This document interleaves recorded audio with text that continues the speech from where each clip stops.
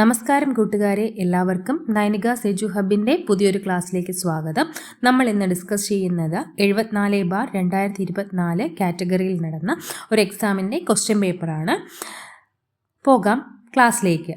രാജാറാം മോഹൻ റോയ് ബംഗാളി ഭാഷയിൽ ആരംഭിച്ച പത്രമാണ് സമ്പാദ് കൗമുദി. രാജാറാം മോഹൻ റോയ് ബംഗാളി ഭാഷയിൽ ആരംഭിച്ച പത്രം സമ്പാദ് കൗമുദി. ഇന്ത്യയിലെ ആദ്യത്തെ വനിതാ സർവകലാശാല സ്ഥാപിച്ചതാര്?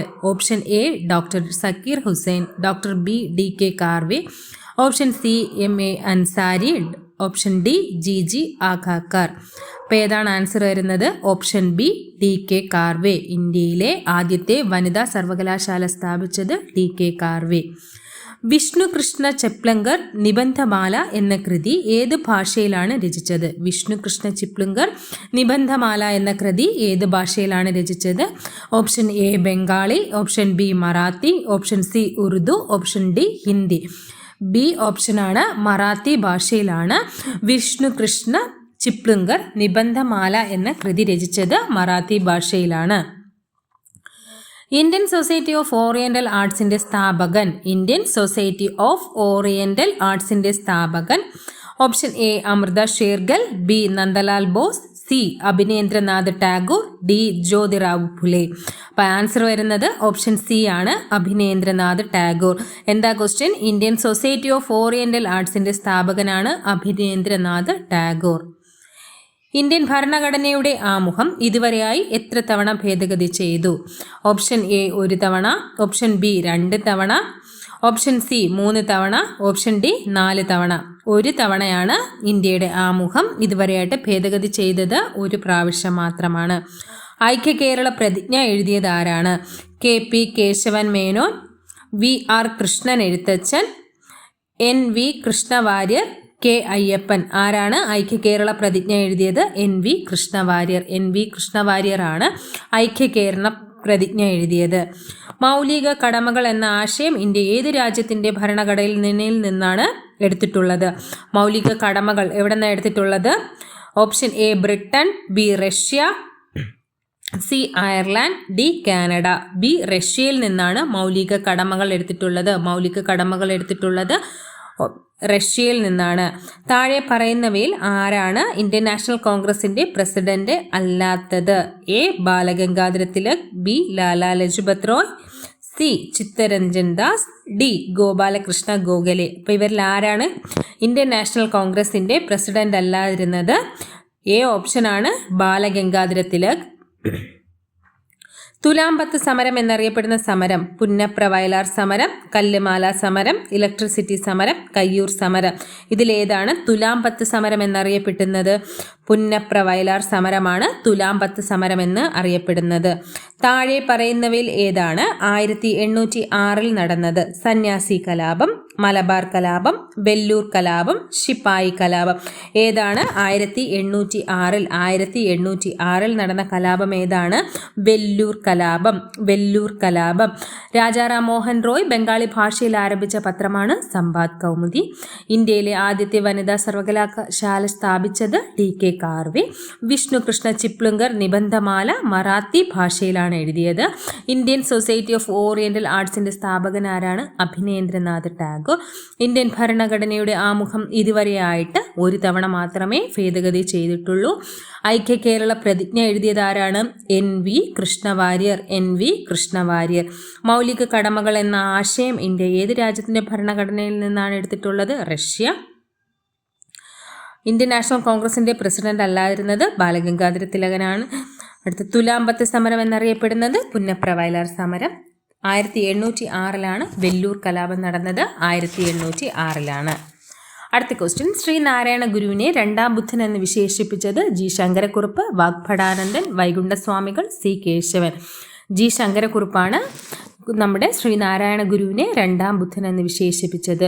വിവേകോദയത്തിന്റെ സ്ഥാപകൻ ആരാണ്? വിവേകോദയത്തിന്റെ സ്ഥാപകൻ കുമാരനാശാൻ, വള്ളത്തോൾ, ശ്രീനാരായണ ഗുരു, അയ്യങ്കാളി. വിവേകോദയത്തിന്റെ സ്ഥാപകൻ കുമാരനാശാനാണ്. വിവേകോദയത്തിന്റെ സ്ഥാപകൻ കുമാരനാശാൻ. ഇന്ത്യൻ ഭരണഘടനയുടെ ആമുഖത്തെ ഇന്ത്യയുടെ രാഷ്ട്രീയ ജാതകം എന്ന് വിശേഷിപ്പിച്ച വ്യക്തിയാണ് KM മുൻഷി. ഇന്ത്യൻ ഭരണഘടനയുടെ ആമുഖത്തെ ഇന്ത്യയുടെ രാഷ്ട്രീയ ജാതകം എന്ന് വിശേഷിപ്പിച്ച വ്യക്തി ആരാണ്? KM മുൻഷി. 102 ഭരണഘടനാ ഭേദഗതിയിലൂടെ കൂട്ടിച്ചേർത്ത പുതിയ അനുച്ഛേദമാണ് അനുച്ഛേദം 338B, അനുച്ഛേദം 336, അനുച്ഛേദം 302, അനുച്ഛേദം 334A. അപ്പോൾ ഏതാണ്? ഇന്ത്യൻ ഭരണഘടനയിലൂടെ കൂട്ടിച്ചേർത്ത പുതിയ അനുച്ഛേദമാണ് അനുച്ഛേദം 338B. അനുച്ഛേദം 338B. 6 മുതൽ 14 വയസ്സ് വരെയുള്ള കുട്ടികൾക്ക് നിർബന്ധിതവും സൗജന്യവുമായ വിദ്യാഭ്യാസം ഉറപ്പുവരുന്ന അനുച്ഛേദമാണ് അനുച്ഛേദം 21A. അപ്പോൾ ഏതാണ്? 6 മുതൽ 14 വയസ്സ് വരെയുള്ള കുട്ടികൾക്ക് നിർബന്ധിതവും സൗജന്യവുമായ വിദ്യാഭ്യാസം ഉറപ്പുവരുത്തുന്ന അനുച്ഛേദമാണ് അനുച്ഛേദം 21A. 2020 ഓഗസ്റ്റിൽ മഹാത്മാഗാന്ധിയോടുള്ള ആദരസൂചകമായിട്ട് നാണയം പുറത്തിറക്കിയ രാജ്യമാണ് യുണൈറ്റഡ് കിങ്ഡം. അപ്പം UK-യിലാണ് 2020 ഓഗസ്റ്റിൽ മഹാത്മാഗാന്ധിയോടുള്ള ആദരസൂചകമായിട്ട് നാണയം പുറത്തിറക്കിയത്. യൂണിയൻ ലിസ്റ്റിന്റെ അധികാര പരിധിയിൽ പെടുന്നത് താഴെ പറയുന്നവൽ ഏതാണ്? യൂണിയൻ ലിസ്റ്റിൽ വരുന്നത് വാർത്താവിനിമയം യൂണിയൻ ലിസ്റ്റിലാണ് വരുന്നത്. താഴെ തന്നിട്ടുള്ള പ്രസ്താവനകളിൽ 4-ാം പഞ്ചവത്സര പദ്ധതിയെ സംബന്ധിച്ചിട്ടുള്ള ശരിയായ ഏതൊക്കെയെന്നാണ്? 1969-74 കാലഘട്ടത്തിൽ നടപ്പിലാക്കി. അത് ശരിയാണ്. 1969-74 കാലഘട്ടത്തിലാണ് നടപ്പിലാക്കിയത്. മഹലനോബിസ് മാതൃക എന്ന പേരിൽ പ്രസിദ്ധമായിരുന്നു. മഹലനോബിസ് മാതൃക എന്നത് 4-ാം പഞ്ചവത്സര പദ്ധതിയുടേതല്ല. അത് തെറ്റായിട്ടുള്ള ഓപ്ഷനാണ്. ഗാഡ്ഗിൽ മോഡൽ എന്നറിയപ്പെടുന്നു. 4-ാം പഞ്ചവത്സര പദ്ധതി അറിയപ്പെടുന്നത് ഗാഡ്ഗിൽ മോഡൽ എന്നാണ്.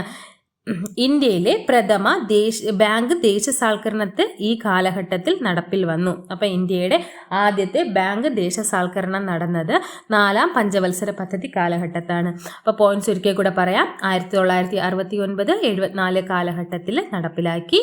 ഗാഡ്ഗിൽ മോഡൽ എന്നറിയപ്പെട്ടു. ഇന്ത്യയിലെ പ്രഥമ ബാങ്ക് ദേശസാൽക്കരണം നടന്നത് ഈ കാലഘട്ടത്തിലാണ്. താഴെ പറയുന്നവയിൽ നീതി ആയോഗിനെ സംബന്ധിച്ച് തെറ്റായ വിവരം ഏതാണ്? അപ്പോൾ നമുക്ക് ശരിയായിട്ടുള്ളത് നോക്കാം. നീതി ആയോഗ് 2015 ജനുവരി 1 രൂപീകരിക്കപ്പെട്ടു. ശരിയാണ്. ഇന്ത്യ ഗവൺമെന്റിന്റെ പ്രധാന പരിപാടിയായ ചിന്താ സംഭരണി അല്ലെങ്കിൽ തിങ്ക് ടാങ്ക് ആണ് നീതി ആയോഗ്. അത് ശരിയാണ്. നീതി ആയോഗ് സഹകരണ ഫെഡറലിസത്തെ പ്രോത്സാഹിപ്പിക്കുന്നു. അതും ശരിയാണ്. നീതി ആയോഗ് ഒരു ഭരണഘടനാ സംവിധാനമാണ്. അത് തെറ്റാണ്. നീതി ആയോഗ് ഒരു ഭരണഘടനാ സംവിധാനമല്ല. നീതി ആയോഗ് 2015 ജനുവരി 1 രൂപീകരിക്കപ്പെട്ടു. ഇന്ത്യ ഗവൺമെന്റിന്റെ പ്രധാന പരിപാടിയായ തിങ്ക് ടാങ്ക് ആണ് നീതി ആയോഗ്. നീതി ആയോഗ് സഹകരണ ഫെഡറലിസത്തെയാണ് പ്രോത്സാഹിപ്പിക്കുന്നത്. അടുത്ത ക്വസ്റ്റ്യൻ. നമ്മുടെ ജീവിതത്തിൽ നിന്ന് പ്രകാശം മറഞ്ഞു പോയിരിക്കുന്നു, എവിടെയും ഇരുട്ടാണ്. ഇന്ത്യയുടെ പ്രധാനമന്ത്രി ജവഹർലാൽ നെഹ്റു ഈ വാക്കുകൾ ഏത് സംഭവത്തെക്കുറിച്ചാണ് പറഞ്ഞിരിക്കുന്നത്? ഇത് ഗാന്ധിജിയുടെ മരണത്തെ തുടർന്ന് പറഞ്ഞ വാക്കുകളാണിത്. എന്താ വാക്കുകൾ? നമ്മുടെ ജീവിതത്തിൽ നിന്ന് പ്രകാശം മറഞ്ഞു പോയിരിക്കുന്നു, എവിടെയും ഇരുട്ടാണ്. ആരാ പറഞ്ഞത്? ജവഹർലാൽ നെഹ്റുവാണ് പറഞ്ഞത്. ഗാന്ധിജിയുടെ മരണത്തെ തുടർന്നാണ് പറഞ്ഞത്. സ്വതന്ത്രാനന്തരം ഇന്ത്യൻ യൂണിയൻ രൂപീകൃതമായപ്പോൾ യൂണിയനിൽ ചേരാൻ വിസമ്മതിച്ച നാട്ടുരാജ്യങ്ങളിൽ പെടാത്തത് ഏതാണ്? അപ്പോൾ പെടുന്നത് ഏതൊക്കെയെന്ന് നോക്കാം. ഹൈദരാബാദ്, കാശ്മീർ, ജുനഗഡ്. ഇത് മൂന്നുമാണ് ഇന്ത്യൻ യൂണിയനിൽ ചേരാൻ വിസമ്മതിച്ച നാട്ടുരാജ്യങ്ങളാണ് ഹൈദരാബാദ്, കാശ്മീർ, ജുനഗഡ്. എല്ലാവർക്കും ക്ലാസ്സുകൾ ഇഷ്ടമായെന്ന് വിചാരിക്കുന്നു. കൂടുതൽ ക്ലാസ്സുകൾക്ക് വേണ്ടി നിങ്ങൾ എൻ്റെ ചാനൽ ഫോളോ ചെയ്യുക, ലൈക്ക് ചെയ്യുക, ഷെയർ ചെയ്യുക.